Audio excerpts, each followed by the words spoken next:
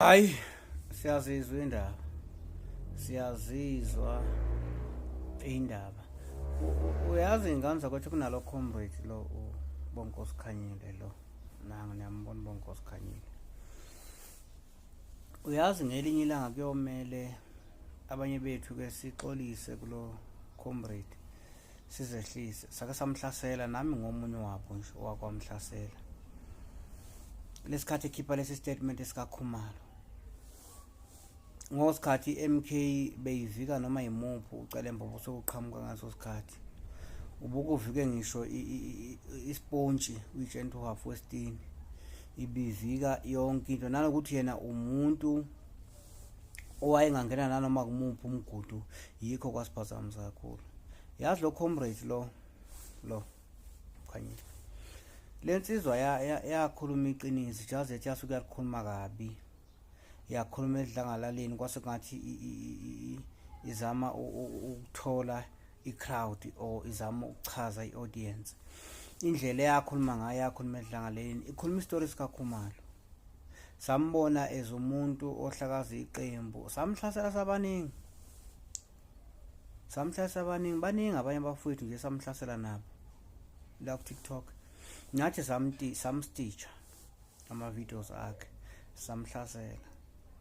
Kuyomele ngelinye ilanga esixolise lensizwa yasivula amehlo uphi uKhumalo manje lento ayishoyo lensizwa ngempela yayiyo ungithi ngoba yayikhuluma ngendlela errong kwasuka kwaba nomngane obaba khona phakathi kodwa iqiniso yalikhuluma lapha lensizwa yakhuluma iqiniso elikhulu sayihlasela kwasho ukuthi leli qiniso likhuluma kabi esidlangalaleni ilikhuluma edlangalaleni nje ilikhuluma eMK nenkinga eziningi eyayibhekene nazo ngaso sikhathi yayihlaselwa nxa zonke lesikhathi ilikhuluma leli qiniso ngale kunamanye ama-comrades nje amanye nami engiwaziyo esasihlasela nawo lensizwa esayibona umuntu obhedayo yayingabhedi inkinga wasuka wakhulumisa kwengane wakhuluma endaweni engamela akhulume kuyo enayo imigudu futhi azi ukuthi mina mangifuna ukuhamba ngize ngiyofika ekhandeni elikhulu ngahamba ngifike wasuka kangakwenza lokho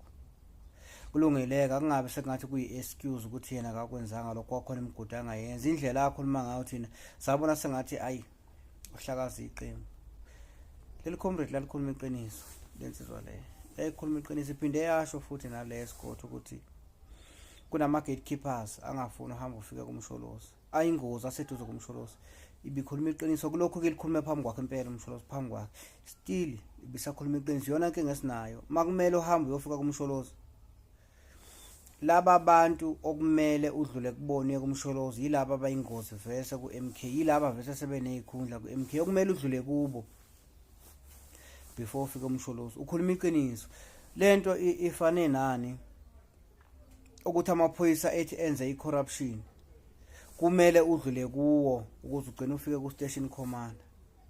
Amaphoyisa thothi iwona enze corruption ngenze example enze corruption kumele udlule kuwo ukuze ugcine ufike kubani ku-station commander.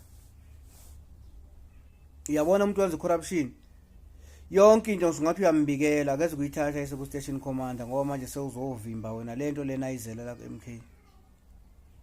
Lama gatekeepers akhuluma ngawo uqinisile lo comrade wakhuluma iqiniso lokho ulikhulume phambi kwaba bempela straight kuthi kunama gatekeepers makumele uhambe uziyofika kumsholozi awukhona ukuhamba ufike ngoba khona laba bangafuni ufike kumsholozi ngoba uzoveza into eziningi masufike kumsholozi labo umsholozi abanye baba abethembayo abayingozi kuyo uze washo ukuthi bayingozi nje baseduze kwakhe ubekhuluma iqiniso ubekhuluma nje iqiniso wakusho phambi kwakhe umsholozi wathi ayi mayimqosho sengamqosha kodwa into ayikhuluma ukhuluma iqiniso lo comrade naye iqaleni wayikhuluma iqiniso ngokuthi inhliziyo zethu zayiseza ubuhlungu sasithunikala kwakusabuthintela ukuthi ngisho la kuthintela ngale mali khona ngangizwa ubuhlungu wonke umuntu wayezwa ubuhlungu ngalesa sikhathi samhlasela sabaningi kuyomela nje la ngesixolise kulensizwa lena ungethi ngoba phela thina singabantu kuzehlisa into ekude kunathi nanokuthi ubheka ukuthi ayingeke ngiyoxolisa enganeni omnye mdala athi ayingeke ngixolisa enganeni mina uyabo mawusu wrong usuku usurong lapha kuyomela ufane nensizwa ethi mina kumuntu wesifazana ngixolise kuye ngenza nje isibonelo kuyadinga ukuthi ngelanga sixolise kule nsizwa indlela esayihlasela ngayo sayihlasela kabuhlungu. Babethi noma abantu abangomama kwangathi bazolana naye bethi hayi mkhuliseni ningamlwisi akakhule. Babekhuluma iqiniso wathatha wayedinga ukukhuliswa ngoba into ayikhuluma yayiqiniso, just sasingazi ukuthi iyiqiniso ngoba wayazi ukuthi kumele awunokha kumuphi umnyango udaba lakhe kumele alithatha lusekuphi. uKhumalo washonaphi and kwakuveza kwagcina kwavela egcineni ukuthi uKhumalo uye lo bengafuna umsholozi aphathe, owayehlangane nelinye iqeqebana lelahamba nalamadoda amahlanu ayezokethela umsholozi engazi umsholozi. Lensizwa yayisiyazi ukuthi yayithole kanjani ngeke ngikutshela, kodwa nje sayihlasela. Iphinde yamtshela ngama-gatekeepers, ikhuluma iqiniso. Ama-gatekeepers akhona maningi. Ama-gatekeepers yiyo la seyikhundleni. Njengoba khona lama-gatekeepers akazosebenzela umkhonto, azobheka ku-MK ukuthi singadla kanjani. Mangabe singakhona ukudla ku-MK singayiwisa kanjani. I-ANC yiziphi intuba engayisebenzisa ukuze iwise MK. La bantu banayo yonke irigayila ongayicabanga ye-MK, yonke irigayila ongayicabanga ye-MK, but la kubo MK ayikho. MK ayikho. Yazi uyabona inja impisi imimbathi isikhumba semvu yona uzobona ngathi imvilungule, kanti impisi le ijust imbethe isikhumba se-MK, akusiyona i-MK.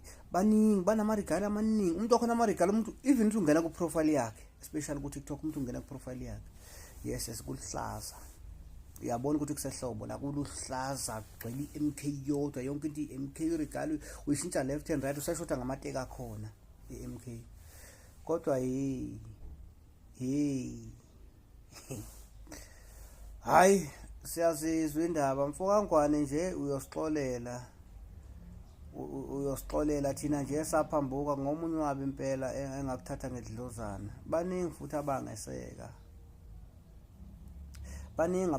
nami nje abanye cha ngiyabaxolisela uNkulunkulu wami, bazazi abanye sakuhlasela nabo.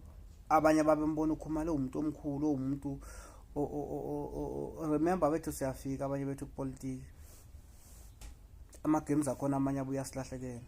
Abanye bambona uKhumalo uNkulunkulu wasemhlabeni emkhulu kunomshuluzi, kanti sosha ngemfa iphindiwe, sifihlela induku emqubeni, kanti usuyibonile wena.